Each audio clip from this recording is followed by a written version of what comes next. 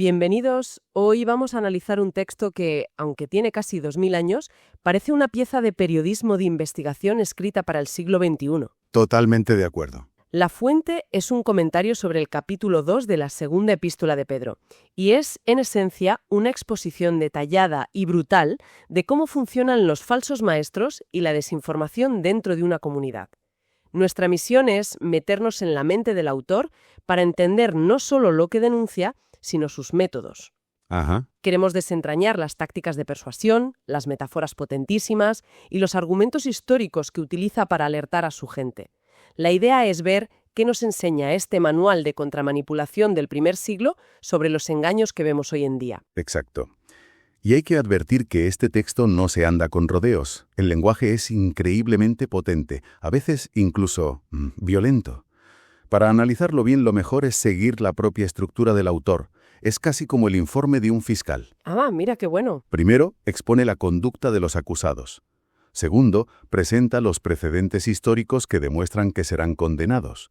Y tercero, nos da un retrato psicológico y moral tan detallado que casi puedes verlos. Entendido. Tenemos la hoja de ruta. Me llama la atención lo que dices del lenguaje potente. Empecemos por esa primera parte, la conducta. Y veamos un ejemplo de esa potencia. El texto arranca diciendo que actúan encubiertamente. ¿Es una simple acusación de hipocresía o hay algo más profundo en esa palabra? Hay mucho más. No es solo que sean hipócritas, es que su método es el contrabando ideológico. Contrabando ideológico. Sí, el verbo griego que usa, paraisaksusin, significa literalmente introducir algo de lado, de forma solapada, como quien cuela mercancía prohibida junto a la legal. Y fíjate cómo lo hacen. El texto dice que usan plastois logois, palabras bien moldeadas. Palabras bien moldeadas. Suena a un trabajo de artesanía. Exacto, pero es una artesanía engañosa. De esa raíz griega, plastois, viene nuestra palabra plástico. No me digas. Sí, son argumentos que tienen una forma perfecta, atractiva, convincente, pero que son artificiales, no son orgánicos, no son verdad. Es una descripción, brillante de la retórica vacía. O sea, que la palabra plástico ya tenía esa connotación de artificial y moldeado hace 2000 años. Eso es fascinante.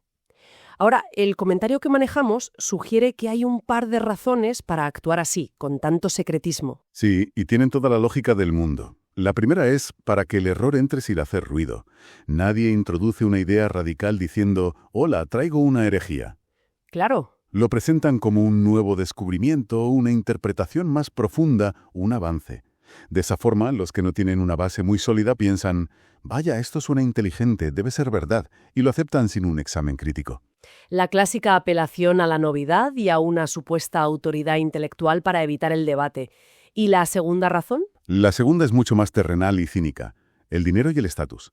Si dijeran sus ideas a las claras, los expulsarían. Lógico. Al camuflarlas, mantienen sus puestos y su influencia. Y el autor lo dice sin tapujos. Por avaricia se aprovecharán de ustedes. El verbo que usa para aprovecharse es emporeusontai. ¿Y qué significa? Significa literalmente hacer negocio. Los está llamando mercaderes. Su fe no es una convicción, es una mercancía. Un retrato demoledor. Pero en medio de todo esto, lanza la que parece la acusación definitiva. Dice que llegan incluso a negar al soberano Señor que los compró. Un momento, aquí hay algo que suena contradictorio. Ajá. Si el Señor los compró, no deberían ser de los suyos.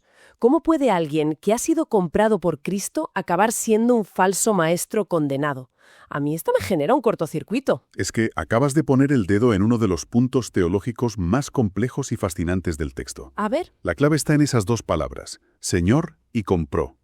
Para Señor no usa la palabra habitual curios, sino despotes, que significa dueño absoluto, el amo de un esclavo. Vale. Y para compró usa agorán santa, que viene de ágora, la plaza del mercado. La imagen es la de un amo que va al mercado de esclavos y paga el precio de rescate por alguien. Vale, la imagen es muy potente. Un rescate en un mercado. Pero sigo con la duda. Si pagó por ellos, ¿cómo es que no le pertenecen? Aquí es donde el comentario introduce una distinción crucial. Argumenta que el texto apoya una idea que se conoce como redención universal. ¿Redención universal? Es decir, el precio del rescate se pagó por absolutamente todos, incluidos estos falsos maestros. La compra en el mercado se efectuó para todos. Sin embargo, no todos aceptan salir del mercado. Ah, El comentario diferencia el verbo agorazo, comprar, de otro verbo exagorazo, comprar para liberar definitivamente. La conclusión es que la redención es universal, el precio está pagado, pero la salvación es particular, es solo para el que acepta la mano que el amo le tiende para sacarlo del mercado. vaya. O sea que, según esta interpretación, el rescate se pagó por todos, pero algunos deciden quedarse en el mercado de esclavos por voluntad propia. Exactamente. Esa es una idea potentísima y bastante inesperada. Cambia por completo la perspectiva. Vale, si su motivación es tan cínica y su teología tan retorcida, ¿qué dice el autor sobre las consecuencias? Supongo que no se queda solo en la denuncia, ¿verdad? En absoluto. Aquí es donde el autor se pone el traje de fiscal y pasa a la segunda sección, los versículos del 4 al 9. Su objetivo es demostrar que el juicio sobre esta gente no es una posibilidad, sino una certeza histórica. Entiendo. Y para ello no usa filosofía, sino 3 ejemplos brutales del Antiguo Testamento que todo su público conocía. Quiere que vean que Dios tiene un patrón de actuación. ¿Y cuál es el primer precedente que presenta? El de los ángeles que pecaron. Dice que Dios no los perdonó, sino que los arrojó al Tártaro. Al Tártaro. Y aquí hay un detalle cultural muy interesante. Tártaro no es una palabra hebrea del Antiguo Testamento. Es un préstamo directo de la mitología griega, donde era el nombre del abismo más profundo y oscuro del inframundo, un lugar de castigo para titanes y grandes pecadores. ¡Qué curioso! El autor está usando un concepto que su audiencia reconocería al instante para transmitir un horror absoluto. Y para rematar dice que están en ataduras de oscuridad, una imagen que evoca una prisión no de cadenas físicas, sino de pura negrura. Usa el lenguaje del enemigo, por así decirlo, para que entiendan la gravedad. Es llamativo porque esa historia de los ángeles caídos tampoco está en el Génesis. Cierto, procede de tradiciones judías posteriores, recogidas en libros que no entraron en el canon hebreo, como el libro de Enoc. Pero el hecho de que el autor de la epístola, considerado inspirado por la tradición cristiana, lo incluya aquí, le da una especie de sello de aprobación. Es como si dijera, esa historia que han oído, que circula entre ustedes, es cierta y es un aviso. Entendido. Primer caso, ni los ángeles se libraron. Segundo caso. El diluvio universal. Y aquí el enfoque es doble.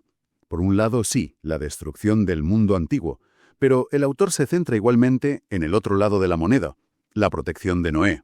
Ah, claro. Lo llama heraldo de la justicia. El mensaje es claro. En medio del juicio más devastador, Dios siempre sabe cómo preservar al justo. El juicio no es ciego, es selectivo. Destrucción y salvación, las dos caras del mismo evento. Y nos queda el tercer ejemplo, que creo que es el de Sodoma y Gomorra. Sí, y a este le dedica más espacio. Describe cómo Dios las redujo a cenizas convirtiéndolas en un upodeigima, una palabra griega que significa algo así como un escarmiento indicador, una maqueta o un boceto de lo que les espera a los impíos. Una advertencia. Pero una vez más, la parte más importante de la historia para el autor es el rescate de Lot. Insiste en que Dios rescató al justo Lot. Espera, ¿llama justo a Lot? Al mismo Lot que eligió vivir en Sodoma por puro interés material y que luego, la historia con sus hijas es terrible. Exacto. Me cuesta mucho ver la justicia ahí. ¿Cómo se sostiene eso? Y esa es exactamente la reacción que el autor quiere provocar. Al llamar justo a un personaje tan moralmente ambiguo como Lot, está lanzando un mensaje muy potente. Los criterios de justicia de Dios no son los nuestros. Ya. A pesar de los enormes fallos de Lot, Dios lo ve como fundamentalmente distinto de la gente de Sodoma. ¿Por qué? El texto dice que su alma justa era atormentada cada día por la maldad que veía. Su conciencia no estaba muerta. Y eso para Dios marca la diferencia. Es una forma de decir a su audiencia, aunque se sientan débiles o imperfectos, Dios sabe distinguir entre ustedes y los verdaderos rebeldes. Es una lección de teología muy sutil metida en un ejemplo histórico. Así que con estos tres casos, ángeles, el diluvio, Sodoma, el autor concluye su argumento en el versículo 9. Exacto. El versículo 9 es la tesis de toda esta sección. Si Dios hizo todo eso, entonces el Señor sabe rescatar de la prueba a los piadosos y reservar a los injustos para ser castigados en el día del juicio. ¿La conclusión? Es una conclusión lógica e inevitable basada en la evidencia histórica que ha presentado. La historia demuestra que el juicio es seguro y el rescate también. Entiendo la lógica del precedente histórico. Queda claro el patrón. Pero, ¿cómo son estas personas en el día a día? El autor debe pintarlos con detalle para que la gente los reconozca. Y eso nos lleva a la tercera y última sección, que es la más larga. Efectivamente. A partir del versículo 10, el autor saca el pincel y nos ofrece un retrato psicológico y moral implacable. Es un catálogo de vicios en toda regla, y empieza por la arrogancia. Dice que desprecian la autoridad y, lo que es más grave, ultrajan a los seres celestiales, a los que llama glorias. Es una audacia tan extrema, dice, que ni los ángeles, que son inmensamente más poderosos, se atrevan a lanzar acusaciones así contra esos seres en la presencia de Dios. Y la comparación que hace justo después es una de las más duras de todo el texto. Es brutal. Los compara con animales irracionales, guiados puramente por el instinto, y añade la frase lapidaria, nacidos para ser cazados y destruidos. Uf, Una palabra que implica una juerga desenfrenada, una crápula, y añade, a plena luz del día. qué fuerte. No tienen ni la decencia de esconderse. Y lo más perverso es que lo hacen en el contexto de las reuniones de la iglesia, las agápais, o fiestas de amor fraterno, que eran comidas comunitarias. Se unen a los demás para comer y beber, pero su intención es corromper desde dentro. Es la imagen del lobo con piel de cordero en su máxima expresión. Aprovechan la confianza y la comunidad para sus propios fines. Totalmente. La descripción se vuelve casi física. Dice que tienen los ojos llenos de adúltera, y son insaciables de pecado. Es una adicción. ¡Madre mía! Y su objetivo son las almas inestables, los más nuevos, los más vulnerables, los más fáciles de seducir. Para ilustrar esta mezcla de avaricia y perversión, recurre a otro personaje del Antiguo Testamento. A Balaam, el profeta que fue reprendido por su burra, ¿verdad? El mismo. Balaam se convierte en el arquetipo del líder espiritual que pervierte su don por dinero. Quiso maldecir a Israel a cambio de un pago. Es la encarnación de la codicia espiritual. Y a partir de este ejemplo, el autor encadena una serie de metáforas sobre lo vacíos que están estos maestros. Estas son las de las fuentes y las neblinas, ¿no? Sí, los llama fuentes sin agua y neblinas empujadas por la tormenta. Ambas imágenes son geniales porque comunican una promesa incumplida. Claro. Una fuente en el desierto promete vida, pero si está seca, es una burla cruel para el sediento. Una neblina promete lluvia, pero si el viento se la lleva, no deja nada. Es el clickbait del mundo antiguo. Jaja, qué buena definición. Un gran titular, una gran promesa, pero el contenido es cero. Prometen mucho y no dan nada. Y eso se refleja también en su forma de hablar. Por supuesto. Dice que usan palabras altisonantes y vacías. Es el lenguaje grandilocuente que parece profundo, pero que, si lo analizas, no dice nada. Y con esa retórica, sumada al cebo de los carnales deseos, atraen a la gente. Pero aquí viene la estocada final, la gran contradicción que los define. Les prometen libertad, mientras ellos mismos son esclavos de la depravación. Esa es la frase. Es la paradoja definitiva. Y apunta casi con total seguridad a una doctrina conocida como antinomialismo. Antinomianismo. La idea, en resumen, es que, como un creyente está en la gracia, ya no está sujeto a ninguna ley moral. Probablemente era una perversión de las enseñanzas del apóstol Pablo sobre la libertad cristiana, llevada al extremo del libertinaje. Entiendo.